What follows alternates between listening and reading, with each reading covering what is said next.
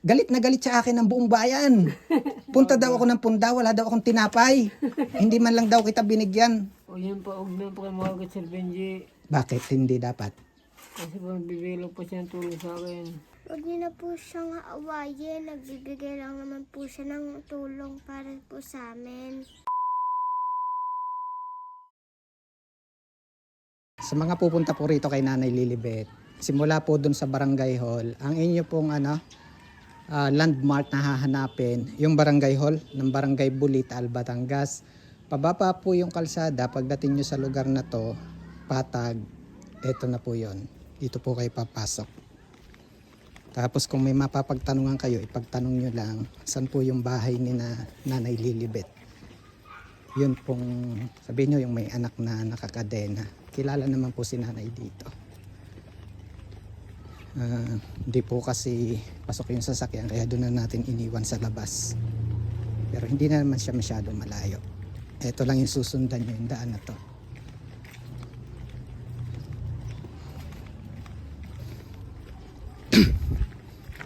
Kala ko uulan kanina. Sa Batangas City po pumapatak na yung ulan eh. Nagbiyahe tayo ng, inabot din tayo ng mahigit 1 oras at kalahati kasi traffic po. Kataon merong kaninang living food dito sa dinaanan natin. Tapos ang uso pala dito sa lugar nila ay lakad po yung mga karamihan na nakikipaglibing, kaya naging medyo mabagal po yung daloy. Actually halos tagal-tagal din talaga nakatigil. Pero yun naman ay kunting sakripisyo para dun sa hindi man natin kilala kababayan natin na namayapa. Tapos ito po, dito po yung kina Kuya Christopher. Hindi ko lang alam kung narito si Nanay Lilibet. Hirap pong makontak, wala kasi siyang cellphone. Doon sa papanood nyo doon sa unang video, sa mga unang part, narito po yung lumang bahay nila. Tapos luckily, ayan, napagawan po sila ng eto, bato na siya, kaya lang, yun po yung problema ngayon eh. Wala po yung mga bintana, paiko, tapos yung bubong nila medyo gato na, tumutulo, medyo kapos din po. Kaya medyo mahirap po yung sitwasyon. Ito, pakinggan yung mga kababayan. Pag tinawag ko si Kuya Tuper, sisigaw agad yan ng tinapay. Kuya Tuper! Bakit ka nakahubad? Magdamit! Kumain ka na? Ay, Nanay Lilibet! Oh, kumusta kayo? Bakit kayo hindi nagtitinda? Ha? Tatamad-tamad tong nanay na to. Galit na to mamaya. Magdamitan nyo muna si Kuya Tuper. Oo. Magdamit muna ikaw, magdamit. Yan. Pagdadamitin muna po natin kasi ewan ko ba, lalaki naman si Kuya Tuper. Pero doon sa mga upload ko nung una, napapatawan po ako ng nudity. Medyo nakakalungkot. Ewan ko, pag ganitong pagtulong naman yung pakay natin. Ilan po dati yung video ko kay Kuya Tuper eh. Nakahubad. Tapos nung in-upload ko, against community guideline. Nudity. Ito po yung bahay ni Nanay Lilibet. Hello, Christine Jen! May pupunta po Hello, rito. anak. Kuya, may pupunta po rito eh. Oh, Pasto ng Tagaytay. bakit daw punta ng punta? Kayo daw may dahil. Dahil kagagawang ka. Oo. Ay, kumusta naman? Ay, sabi daw sa inyo eh. Papa, nag-chat po siya sa akin. Tapos, yun. Awa naman hindi si okay naman dahil ito eh. Nakakuha ng sponsor. Si Kaya daw magpapa... Aral. Oo. Kagaling naman. Di ba? Kaya daw magpapaaral hanggang magpatapos daw. Asikasuhin muna natin at malaki ang kasalanan ko dito. Kuya Tuper, alam mo ba? Galit na galit sa akin ng buong bayan. Punta daw ako ng punda, wala daw akong tinapay. Hindi man lang daw kita binigyan. Anong masasabi? Kausapin mo muna sila yung nagalit sa akin. Ano sasabihin mo? O yan pa, huwag na po kayo makakit Sir Benji. Bakit hindi dapat? Kasi po nagbibigay po siya ng tulong sa akin. Yun ang hindi nila nakita. Nanay Lilibet, tabi ka nga kay Kuya Tuper. Ang dami nang nagalit sa akin, Kuya Tuper. Galitin muna natin uli ha. Hindi, lambing ko lang. Ano? Ito.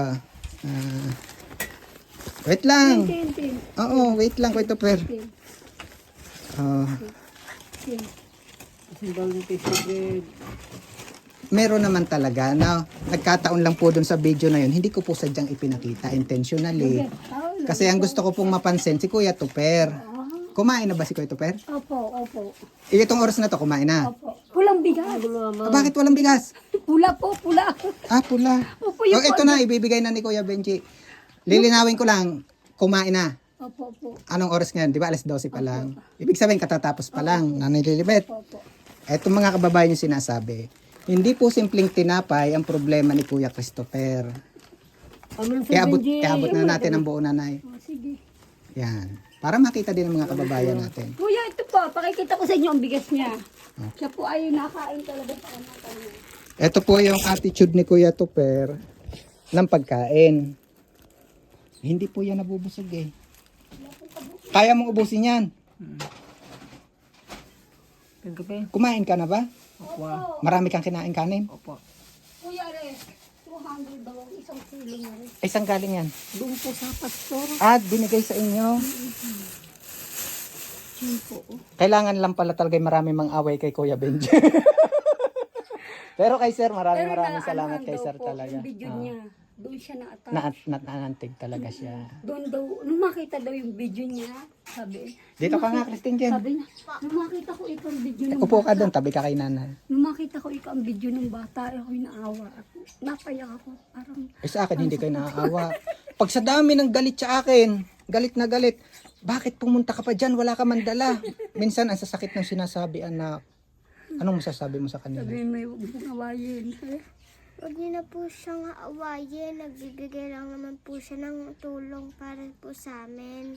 Oo, kasi ang layo ni Nanay Lilibet ng video na yun. Sadya ko pong wala akong ipinakita sa camera na ibinigay ko sa inyo. Kasi ang layunin ko po doon ay makita yung totoong kalagayan po ni na Kuya Christopher.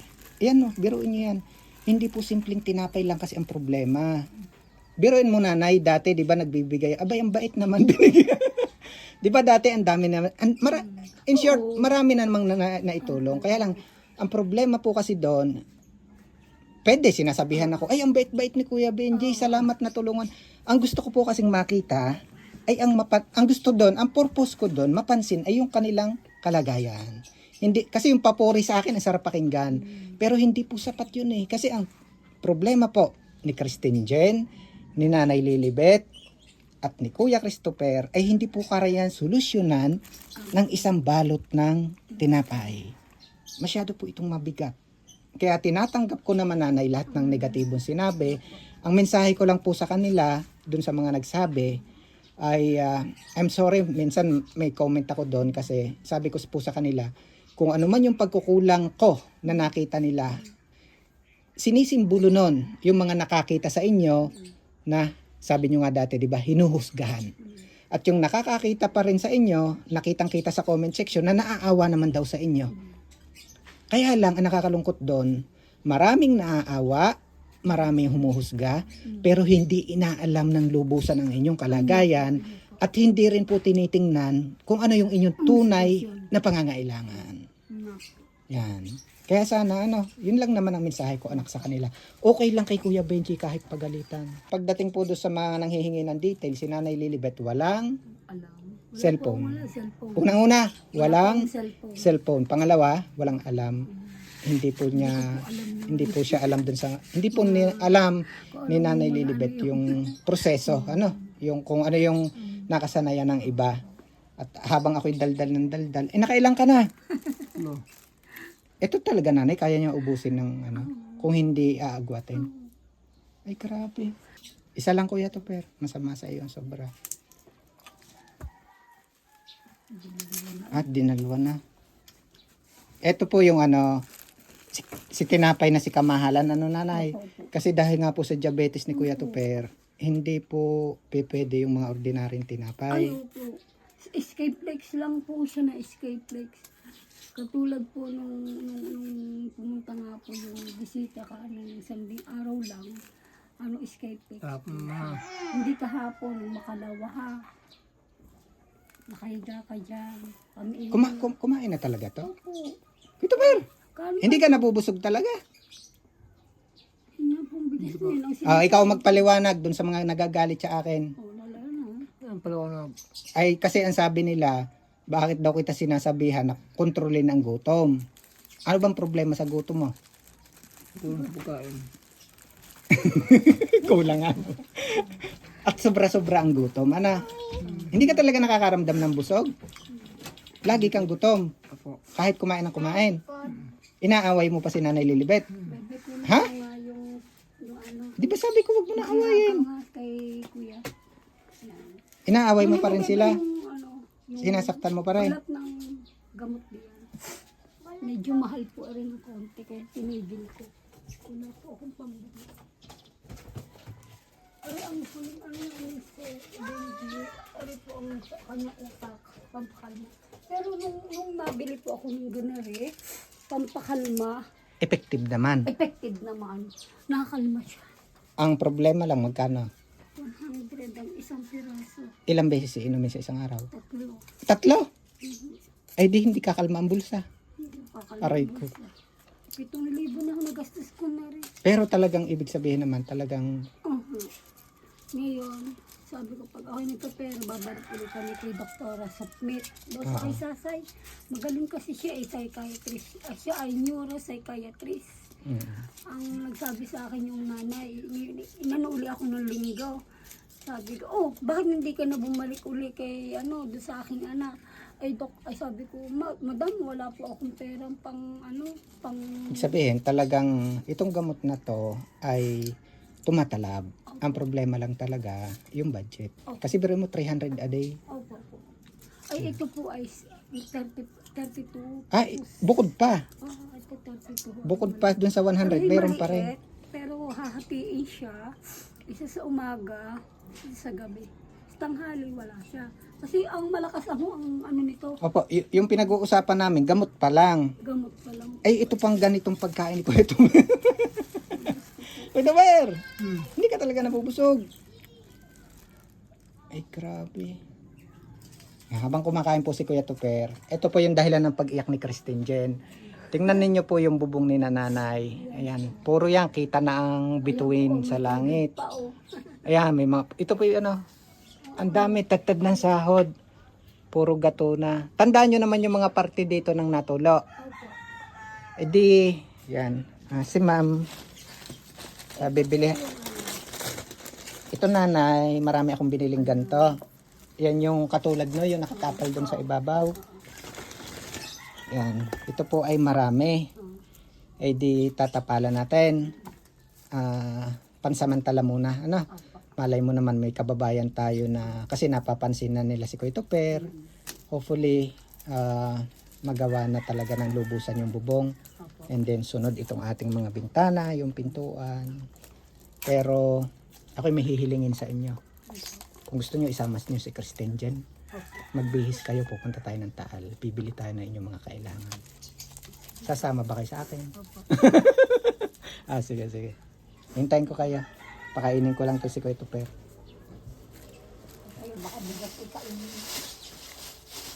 Ikaw ba'y nakatali pa rin? Hindi po pwede. Kahapon po ay yung cellphone ng akin yung doon. Nung hiniram ko sa pamangkin ko, sinira po yung Yung pinaka-case? yung pinaka. Dahil nakawala si Kuya Tuper. Kuya, bag na to, bag. Wala na yan. Sila po ang Ibat na tayo. Ayan, nasa sa iyo yung tinapay. Ito yung sinasabi ko. Ano siya, kahit po yung kumakain, katatapos kumain, wala po yung tigil talaga pag hingi ng tinapay. Kaya hanggat may pagkain po yan, basta naaabot niya, meron ako ng chinelas. uubusin at uubusin niya. Wala. Ganun yun. Pwede na sa isa yun. Ay sabi sa akin sabi sa akin, hayaan nyo nanay ba? Kailan kang pasukan 20 na, hayaan nyo nanay, ako mag-sponsor sa ako yun.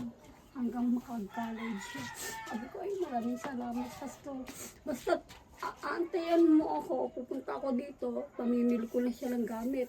Notebook, bag, uniform, tsaka sapatos, tsaka medyas, lahat na ika. Basta pupunta ako dito. Ay, ba't naiyak ka na? Kasi maganda po siyang mag-ano. Ah. Sabi ko, ay salamat naman pala siya kay Kuya Benji. Kasi si, yung vlogger nyo na si Sir Benji ang nagturo dito sa Bulit para marating kayo. Kasi ako, taga Pangasinan, pero nag-destiny ako sa Tagaytay. Ay, hindi ako vlogger, ako ay pastor. Ay, naantig ako sa bata kasi naiyak siya habang siyang ini-interview. Sabing gano'n. Oh, saan magbihis na ikaw at tayo lalarganat ng marami tayong mabili.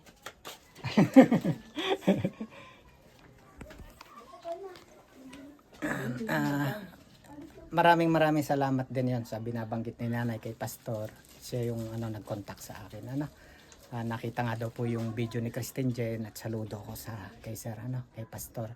Sabi nga niya, nakakataba ng puso, mabasa yung mensahe ni Sir. Sabi niya, maraming salamat sa iyo, Kuya Benji. At dahil dun sa video mo, nakita ko sila. At hindi ako kontento na napanood ko lang yung video. Kaya sa tulong mo, napuntahan ko sila. Ayan, again, maraming salamat po kay Pastor. Yun po yung sinasabi ko. Bagamat medyo masama yung interpretation ng ilan dun sa video na ginawa ko. Kasi wala po akong ipinakita in that particular video. Nakatulad ngayon na may kinakain po si Kuya Tupper. Kasi hindi po kasi sapat yung isang balot ng tinapay sa laki ng kanilang pangangailangan. So, mas intention ko doon ay mapansin po yung kanilang kalagayan at yung kanilang pangangailangan. Kaya lang nakakalungkot. Katulad po ng mga naunang video, kahit pa nandun yung hinahanap ng marami na pagtulong, hindi pa rin po sila napapansin. And then this time naman, kung kailan wala po ko ipinakita, hindi pa rin po napansin ng marami yung kanilang kalagayan. At nakakalungkot na marami yung naaawa, marami nakikisipatya, pero iilan, yung tulad ni Pastor, hello po sa inyo, na nakita yung kanilang pangangailangan. At yun, nagresulta sa pagtulong. Maraming salamat po. At muli, para higit po natin silang matulungan. At syempre yan, again maraming salamat kay Pastor at syempre yung lahat ng tumutulong kina Nanay Lilibet mula noon hanggang ngayon. At abangan nyo yung next part ng video na to kasi dun yung makikita kasi dun yung makikita yung mula naman dun sa iba pa nating mga kababayan. Again, maraming salamat po. Stay safe. God bless.